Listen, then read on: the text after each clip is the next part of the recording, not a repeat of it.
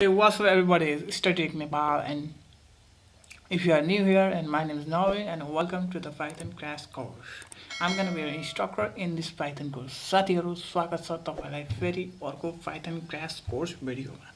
यो भिडियोमा चाहिँ हामी if else condition in Python हेर्न गइरहेका छौं. हामी चाहिँ टोटली न्यू फाइलमा छु. कन्ट्रोल एन गरेर मैले यो कमेन्ट गरेको छु र कन्ट्रोल एस गर्छु. तपाईहरु कन्ट्रोल एस गर्नुस् र यसमा चाहिँ हामीले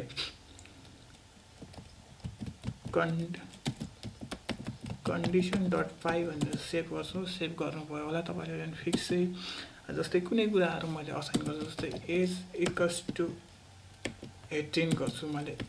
इफ कन्डिसन भनेको चाहिँ इफ स्टेटमेन्ट आउँछ. If age is greater equals to 18 छ भने यो कोलन गर्नै पर्छ. हामीले यहाँबाट स्टार्ट गर्छौं. जस्तै हाम्रो पाइथनको इन्डेन्टेसन यहाँ गर्दा चाहिँ हाम्रो कोड एक्जिक्युट हुँदैन, रन टाइम एरर आउँछ. किन भन्दा चाहिँ इफ भन्दा यता लेख्नुपर्छ, त्यसलाई नै भन्छ इन्डेन्टेसन. प्रिन्ट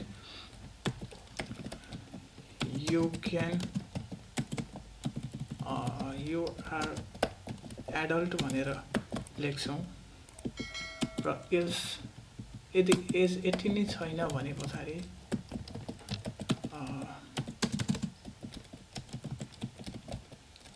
प्रिन्ट गर्छु यु आर टु यङ भनेर टाइप गर्छौं हामी. र कन्ट्रोल बी गर्छु. तपाई सबलाई युजर र्याङ्क गर्नुहुन्छ. कन्ट्रोल बी गर्नुस् र एक्सपेक्टेड आउटपुट के आउला तपाईले गेस गरिसक्नु भएको छ र म देखाइरहेको छु आउटपुट.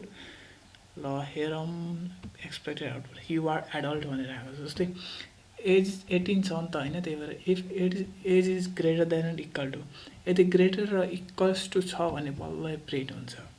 र हामी फेरि अर्को केसमा जाउँछ. इफ एल्स मात्र हुँदैन, एल्स इफ कन्डिसन पनि हुन्छ. एल्स इफ हुन्छ अरु प्रोग्राममा यसरी हैन, तर पनि पाइथनमा चाहिँ एल्स इफ यस्तो किवर्ड हुन्छ. र एल्स इफमा हामी फेरि काम गर्छौं. Else if age is greater age is less than or equals to 12 equals to 18. यदि एज चाहिँ लेस अर इक्वल्स टु 18 छ भने चाहिँ लेस र तर ठ्याक्कै 18 पुगेको भने भन्दाखेरि चाहिँ यु आर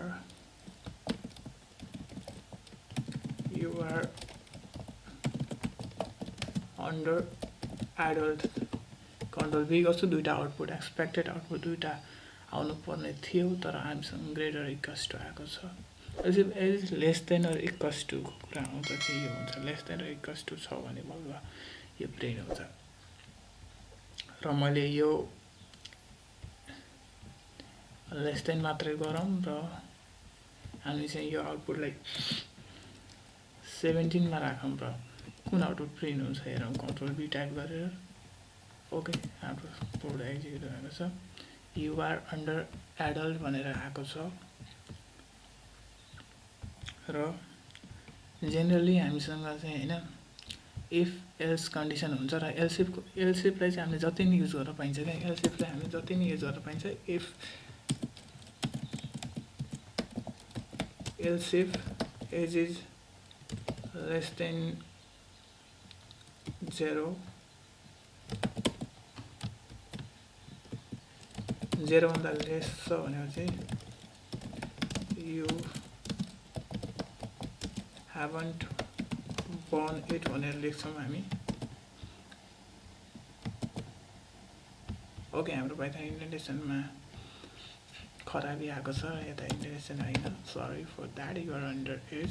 र यो चाहिँ हाम्रो स्ट्याटिक डेटाहरु भयो. जस्तै हामी यसलाई चाहिँ डाइनामिक पाराले कसरी गराइन्छ. युजर इनपुट टाइप गरेर हामीले युजर इनपुट सिकिसकेका छौं र युजर इनपुट गरेर चाहिँ हामी यसलाई युज गर्छौं. जस्तै एज इक्वल टु input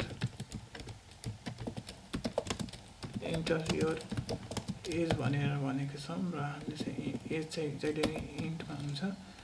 त्यही भएर हामी फेरि अगाडि इन्टमा कास्ट गर्छौं र यसलाई चाहिँ हामीले ब्राकेटमा क्लोज गर्छौं. इफ कन्डिसन अब लगाउन मिल्छ. हामीले if age is greater than or equals to 18 print गर्छौं. यु आर एडल्ट भनेर लेख्छौं.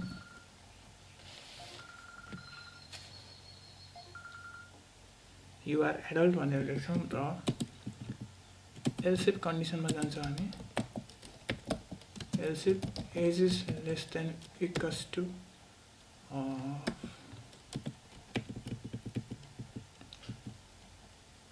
less than equals to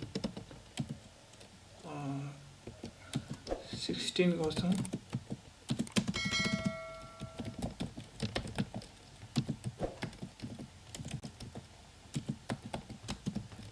you are adult since भनेर लेख्छौँ र फेरि अर्को एल्स इफ कन्डिसनमा जान्छौँ हामी एज इज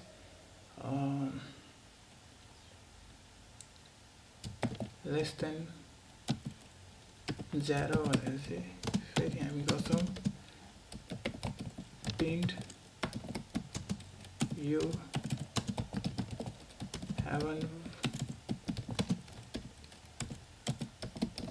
born 8 गर्छौँ र लास्टमा हामी एउटा अझ अर्को एल्स इफ कन्डिसनमा लान्छौँ age is greater equals to 100 छ भने कसैको एज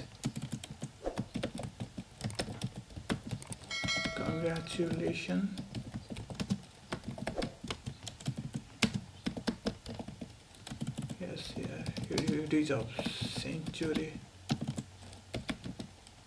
you deserve century भनेर लेखेको छ र लास्टमा एउटा इल्स कन्डिसन लाउँछौँ हामी यहाँभन्दा धेरै त के टाइप गर्नु कुनै अरू एक्स्ट्रा कुरा जस्तै युजरले टाइप गर्छन् sorry your age doesn't belong to this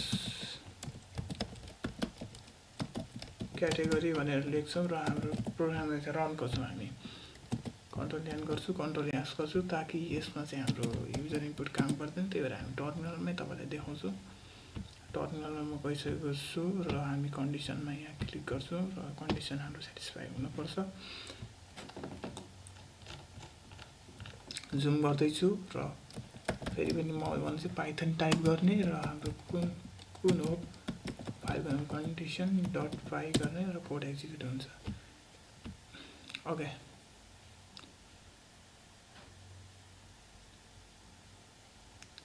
हाम्रो चाहिँ नो सच फाइल भनेर भनिरहेको छ फेरि पनि हामी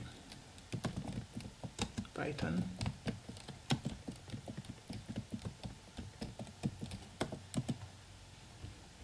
you are under adult भनेर आउटपुट आएको छ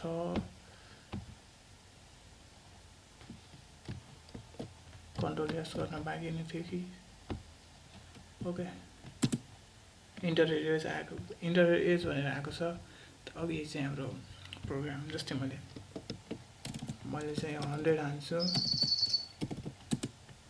you are adult भनेर एज आएको छ इफ एज इज हाम्रो प्रोग्राम चाहिँ ग्रेटर इक्वल्स टु आएको छ होइन हामी चाहिँ ग्रेटर इक्वल्स टु 18 आयो भने चाहिँ बल्ल हुने भएको छ होइन इफ एज इज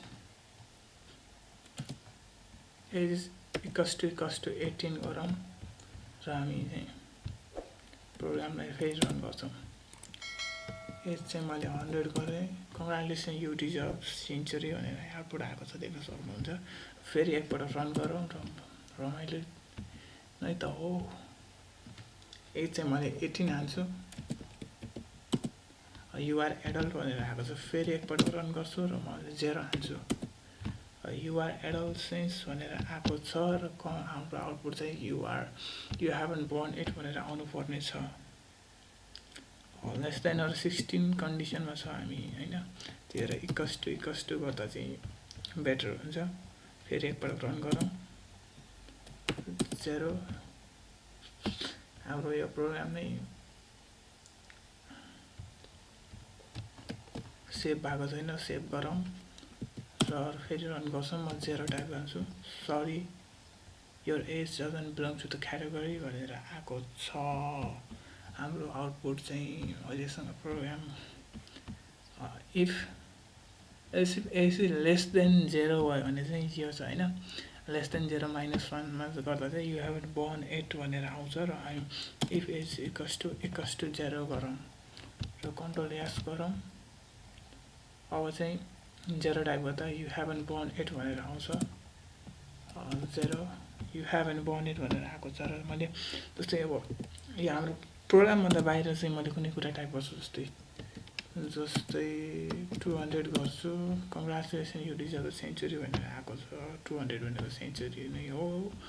अब चाहिँ फेरि मैले टाइप गर्छु, जस्तै 5 गर्छु, सरी यो एज डजन्ट बिलोङ। हाम्रो 5 को कुनै पनि हामीले यहाँ कोड गरेका छैनौँ, हेर्न सक्नुहुन्छ तपाईँहरू। र आजलाई यति नै। र होप तपाईँहरूले बुझ्नुभयो होला, यो चाहिँ युजर इनपुटबाट गरेको होइन। तपाईँले स्ट्याटिक डेटाहरूलाई अघि मैले सुरुमा गरे जस्तै गर्न सक्नुहुन्छ। And thank you for watching this video.